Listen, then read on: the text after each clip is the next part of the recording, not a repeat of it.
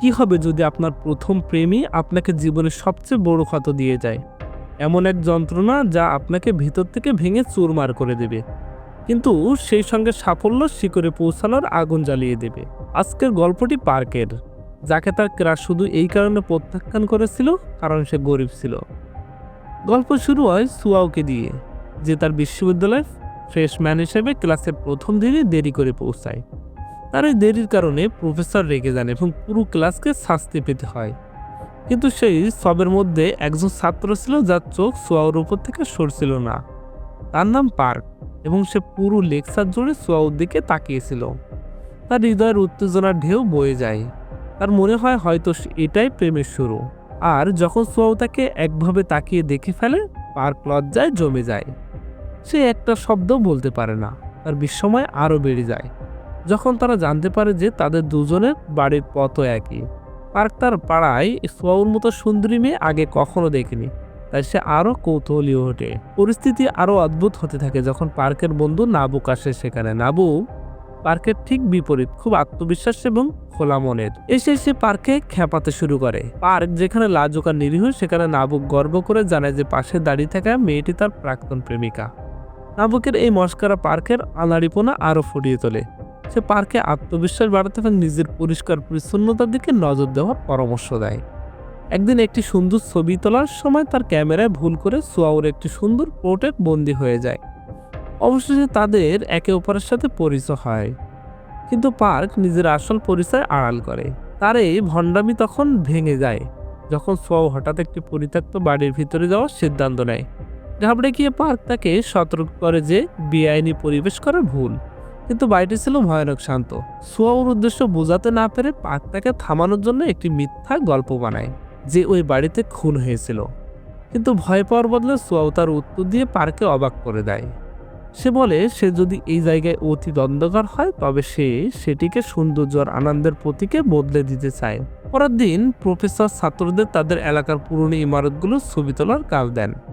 পার্কের জন্য একটি সোয়াউর কাছে আসার একদম সঠিক সুযোগ ছিল। যে কোনো তরুণ ছেলের মতো পার্ক বের হওয়ার জন্য ভালো করে স্নান করে আর চুল ঠিক করে নিজেকে ফিটফাট করে নেয়। দুজন মিলে আশেপাশের বাড়িগুলো খুঁজতে শুরু করে। এ সময় তারা নিজেদের জীবনের কথা শেয়ার করে। পার্ক যে ছোটবেলা থেকে শহরে থাকছে তার মনে হয় সিউল শহরটা খুব একঘেয়ে। অন্যদিকে সোয়াউর কাছে এই শহর অসাধারণ লাগে, কারণ সে তার নিজের শহর জুজু আইল্যান্ড ছিল একদম অন্যরকম।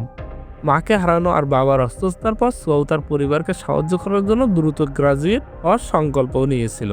এটি শুনে পার্ক ক্ষমা চায় যে যদি তার আগের কোনো কথাই সোয়াও কষ্ট পেয়ে থাকে। পার্ক এবং সোয়াও সম্পর্ক আরো গভীর হতে থাকে। তারা দুজন মিলে এই পরিত্যক্ত বাড়িটির পরিষ্কার করতে শুরু করে এবং সোয়াও সেখানে ফুলও লাগায় যাতে জায়গাটা আরো সুন্দর দেখায়। এই সবের মাঝে পার্ক সাবধানে সোয়াওকে জিজ্ঞেস করে যে তার কোনো বয়ফ্রেন্ড আছে কিনা।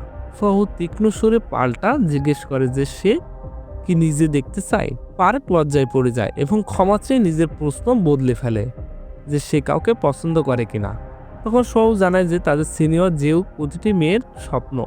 সে সুদর্শন, লম্বা, আকর্ষণীয়, স্মার্ট, জিনিয়াস এবং ধনী।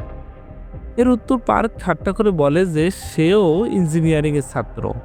কিন্তু সোয়াও সরাসরি বলে দেয় যে জাওকের তুলনায় পার্ক গরিব এবং তেমন আকর্ষণীয় নয়। তার এই স্পষ্ট মন্তব্য পার্ক একটু মজাও পায় আবার একটু কষ্টও পায়। সেই রাতে পার্ক তার কথাগুলো নাবুককে বলে। সে জানায় যে ইদানিং তার জীবনটা খুব অদ্ভুত আর ভারী লাগছে। শুনে নাবুক খুব খুশি হয় যে তার বন্ধু প্রেমে পড়েছে। নাবুক তখন পার্ককে সেই মেয়েটির কথা বলতে বলে যাকে সে পছন্দ করে। লজ্জা পেয়ে পার্ক বলে যে সে খুব মিষ্টি আর মজার, কিন্তু সে জানে না কিভাবে তার মন জয় করতে হয়। নাবুক তাকে ধাপে ধাপে শেখায় কিভাবে একটি মেয়ের কাছে যেতে হয়।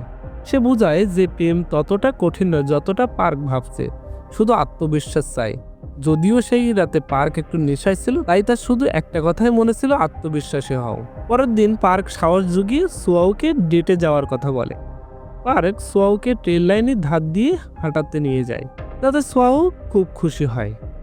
একসময় সোয়াও জানে যে 11 নভেম্বর তার জন্মদিন এবং সেটি উদযাপন করার জন্য সে পার্কে খাওয়াবে।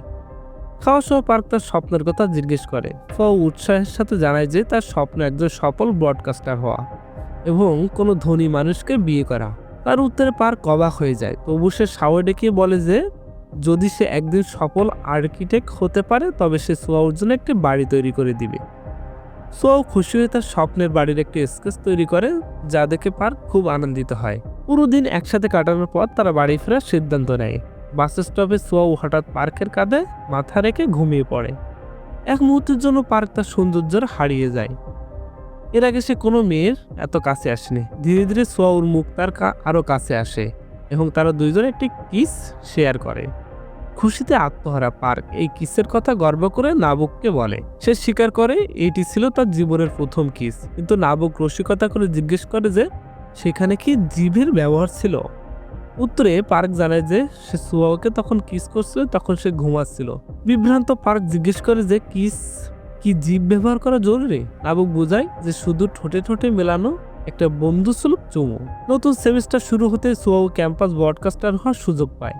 পার্ক অধীর আগ্রহে তার ব্রডকাস্ট শোনে এবং যখন সে তাকে সাথে করে বাড়ি যাওয়ার জন্য ডাকতে যায়, দেখে সোয়াও আগে থেকে জেউকের সাথে আছে। পথে পার্ক তার বিরক্তি লুকাতে পারে না, কারণ সোয়াও আর জেউক কথা বলছিল আর হাঁটছিল। তার হতাশা আরো বেড়ে যায় যখন জেউক জিজ্ঞেস করে তাদের দুজনের মধ্যে কিছু চলছে কিনা, এবং সোয়াও উত্তর দেয় যে পার্ক তার সবচেয়ে ঘনিষ্ঠ বন্ধু। এর ফলে পার্ক তখনই যোগ করে যে সে সোয়াওর জন্য কোনো অনুভূতি রাখতেই পারে না, কারণ তারা ডেট করলে পার্ক তার খরচ চালাতে পারবে না।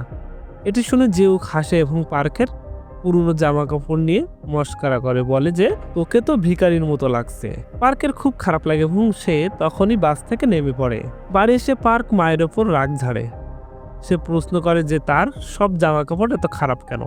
মা আত্মপক্ষে সমর্থন করলেও পার্ক চিৎকার করে বেরিয়ে যায় যে তার মা তাকে কখনো বোঝে না। এরপর পার্ক নাবুকের সাথে দেখা করে কান্নাকাটি করে যে সোয়াও তাকে কখনো ভালোবাসার যোগ্য মনে করবে না। নাবুক তাকে মনে করিয়ে দেয় যে সাহসী লোকেরা সুন্দরীদের মন জয় করে। যদি পার্ক তার মনের কথা না বলে তবে সে সোয়াওকে চিরকালের জন্য হারাবে।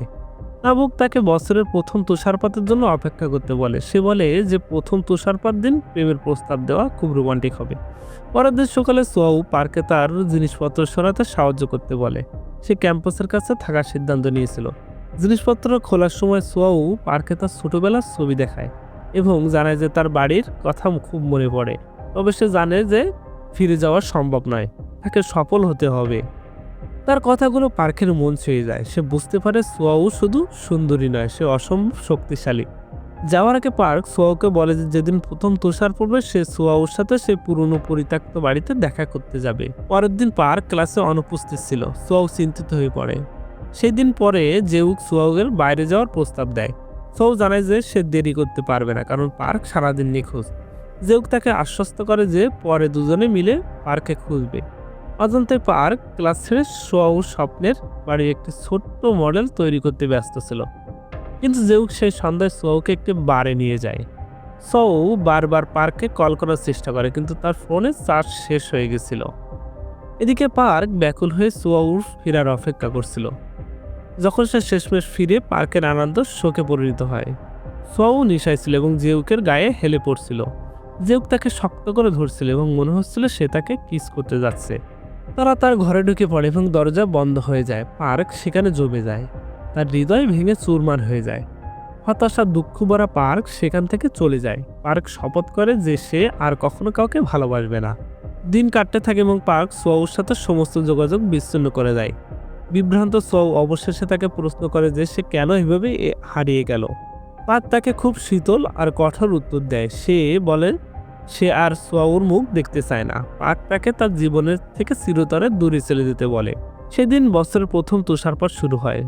প্রথমত সোয়াও সে পরিত্যক্ত বাড়িতে দেখা করতে যায়, কিন্তু পার্ক আসেনি। দীর্ঘক্ষণ অপেক্ষা করে সোয়াও হার মেনে যায়। যাওয়ার আগে সে একটি MP3 প্লেয়ার আর প্রিয় ক্যাসেট টেপ সেখানে রেখে যায়, এই আশায় যে পার্ক এটি খুঁজে পাবে। 10 বছর পর দৃশ্যপট বদলে যায়। পার্ক তার জীবন বদলে ফেলার জন্য কঠোর পরিশ্রম করছে এবং এখন সে একজন ধনী আর্কিটেক্ট।